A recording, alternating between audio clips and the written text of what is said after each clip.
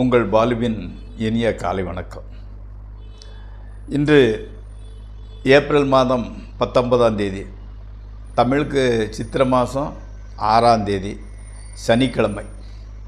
சஷ்டி திதி சாயங்காலம் 6:22 வரை, அதற்கு மேல் சப்தமி திதி. மூல நட்சத்திரம் காலை 10:22 வரை, அதற்கு மேல் பூராட நட்சத்திரம்.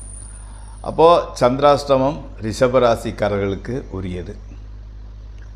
இன்றைக்கி ராகு காலம் காலையில் 9லிருந்து 10:30 வரை, யமகண்டம் 1:30லிருந்து 3 வரை. நல்ல நேரம் காலையில் 10 to 11:30, 12:30லிருந்து 1:30 வரை, சாயங்காலம் 4:30லிருந்து 5:30 வரை.